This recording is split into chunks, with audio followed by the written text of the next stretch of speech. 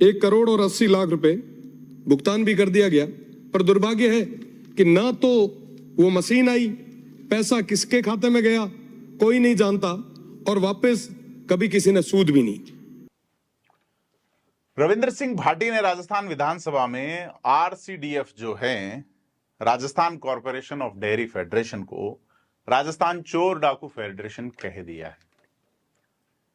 रविंद्र सिंह भाटी ने विधानसभा में कहा ठेकेदार करोड़ों रुपए लेके भाग गए, अभी तक रिकवरी नहीं हो पाई।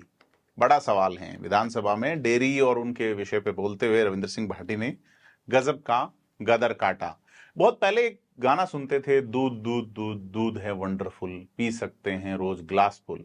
लेकिन स्थिति बहुत विकट है। जिस तरह से मिलावट की बात आ रही है, और शिव के विधायक रविंद्र सिंह भाटी ने विधानसभा में राजस्थान कोऑपरेटिव डेयरी फेडरेशन को राजस्थान चोर डाकू फेडरेशन कहा है, तो बड़ी चीज है कि बजट सत्र के दूसरे दिन शिव के विधायक ने जिस तरीके से ये बात कही है, प्रतिवेदन पे बोलते हुए कई जो सवाल उठाए हैं, उसमें चिंता उपजती है। कई नेताओं ने भी बात उठाई, तो ये कह रहे हैं कि डेयरी प्रोडक्ट पे प्रोडक्शन डेट नहीं है। मालपुरा में बटर की पैकिंग मशीन खरीदने के लिए 4.5 करोड़ के टेंडर का भुगतान हो गया, मशीन आज तक आई नहीं।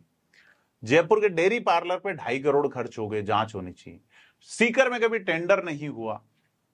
तो डेयरी पर इनके जो सवाल आए हैं कि दूध का, पाउडर का, लगभग 14,000 टन घी का, ये इतना स्टॉक पड़ा है, इसका क्या करेंगे? इसके अंदर भी एक बहुत बड़ा खेल है।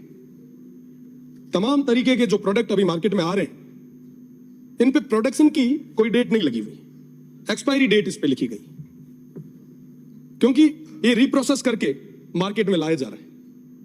ये बहुत बड़ा मामला है।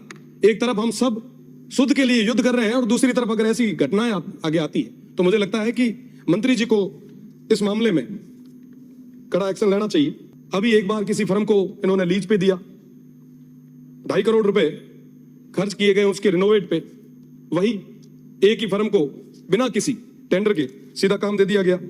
पता नहीं कैसे। मुझे लगता है कि वहां अंदर बैठे हुए लोगों को लगता है कि साहब यही करने वाले हैं। इसकी भी जांच होनी चाहिए। सीकर के टेंडर की अभी बात हुई, तो मैं बताना चाहूंगा कि सीकर में अभी तक कभी कोई टेंडर हुआ ही नहीं। ठेकेदार करोड़ों रुपए डेयरी के लेके भाग गए, पर आज तक उसकी कोई रिकवरी नहीं। बाहरी जब खेत को खाएंगे साहब, तो बचाने वाला कौन होगा? आज जयपुर डेयरी के जो चेयरमैन है, उनका खुद का काला डेरा में एक किसान केसरी नाम की एक कैटल फील्ड प्लांट संचालित हुआ है, और पिछले 5 साल से तमाम जो समितियां हैं उनको ये माल बेचा जा रहा है। जो अगर नहीं लेता उसके खिलाफ ये सख्त कार्रवाई करते हैं। मैं आपको बताना चाहूंगा साहब कि ये आरसीडीएफ जो है, इसका नाम राजस्थान चोर ठेकेदारों की फेडरेशन कर दिया गया है। हमारे लिए, सभी के लिए ये बड़ी दुख की बात है, और मैं निवेदन करना चाहूंगा मंत्री महोदय से, आप कड़े फैसले लें, संवेदनशीलता दिखाएं, क्योंकि ये जो मामला है, ये जो डेयरी है, ये सीधा आम आदमी से जुड़ा व्यक्ति है।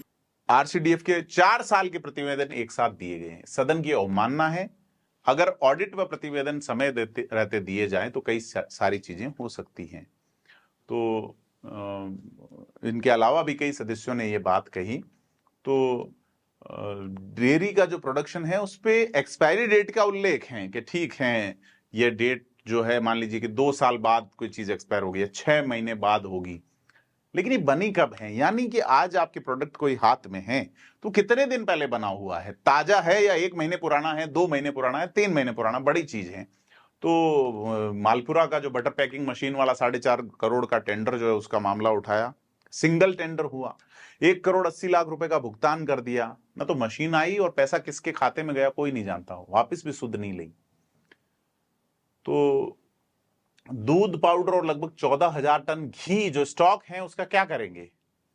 तमाम तरीके के जो प्रोडक्ट मार्केट में आ रहे हैं, प्रोडक्शन की डेट नहीं है, एक्सपायरी डेट है, रीप्रोसेस करके मार्केट में लाए गए। एक तरफ शुद्ध के लिए युद्ध चल रहा है, दूसरी तरफ सरकारी उपक्रम जो है वो भी एक्सपायरी माल मार्केट में बेच रहे हैं। तो सारा सवाल ये है कि एक रूरल बेस डेवलपमेंट की बात रविंद्र सिंह भाटी ने कही कि जेलन मार्ग जयपुर में एक ही डेयरी इतना बड़ा स्टॉक और शोरूम है, जिले में नहीं है। पशुधन जिलों में ज्यादा है, लेकिन यहां शोरूम है। डेयरी के मामले में बहुत पीछे हैं, डिमांड ज्यादा है, प्रोडक्शन ज्यादा है, लेकिन लाने वाला कोई नहीं है। ऊंटनी के दूध से कैंसर वाली बात आती है, कैंसर ठीक किया जा सकता है। तो ग्रामीण इलाकों में जहां प्रोडक्शन है वहां विपणन यानी कि मार्केटिंग की बात क्यों नहीं है? सारी चीज है कि गांव में पशुपालन की अर्थव्यवस्था और डेयरी को मजबूत करने के लिए उन्होंने ये मुद्दा उठाया। रविंद्र सिंह भाटी ने ये कहा कि पश्चिमी जिलों में दुग्ध उत्पाद को प्रमोट करने का मामला भी नहीं उठता, कि जयपुर का जो सरस डेयरी पार्लर है कि जिस तरह से फर्म लीज पे जा रही हैं, 2.5 करोड़ रुपए अलग इस तरह से खर्च हो जाते हैं कि काम कैसे दिया जा रहा है, जांच होनी चाहिए। तो सारी चीजें हैं कि टेंडर हो रहा है नहीं हो रहा है। तो कुल मिला के रविंद्र सिंह भाटी का यह कहना इस बीच के जब डी मार्ट के सैंपल फेल हो गए, यहाँ की सरस की नकली चीजें डी मार्ट जैसे बड़े उस शोरूम में फर्जी बेची जा रही हैं, गलत तरीके से नकली बेची जा रही हैं, तो बड़ी चीज है कि ये जिस तरीके से बाढ़ खेत को खा रही है, तो कुल मिला के लोगों तक सही चीज नहीं पहुंच रही। तो रविंद्र सिंह भाटी ने यह भी कहा कि जयपुर डेयरी के चेयरमैन का किसान केसरी नाम का कैटल फील्ड प्लान संचालित है, तमाम समितियां उनको माल बेच रही है। तो ये सारी चीज है कि किस तरीके से पॉलिटिकल चीजें हो रही हैं कि डेयरी का चेयरमैन राजस्थान की सरस डेयरी में मत बेचो, आप हमें दे दो। इसलिए अरविंद सिंह भाटी ने कहा कि इसका नाम चोर ठेकेदारों की फेडरेशन कर दिया गया, चोर डाकुओं की फेडरेशन कर दिया गया है। तो उन्होंने जो मंत्री हैं जोराराम कुमावत, उनसे डिमांड की कि भाई ढंग से आप निर्णय लीजिए, डेयरी जो है वो लोगों से सीधा, आम आदमी से सीधा जुड़ाव रखती है, उस पर कार्रवाई होनी चाहिए। आपको क्या लगता है अरविंद सिंह भाटी का जो स्पीच था उसको लेके आप क्या सोचते हैं? कमेंट करके बताएं, वीडियो को लाइक शेयर करें और आपके यहाँ डेयरी की क्या स्थिति है हमें भी कमेंट करके बताएं। धन्यवाद।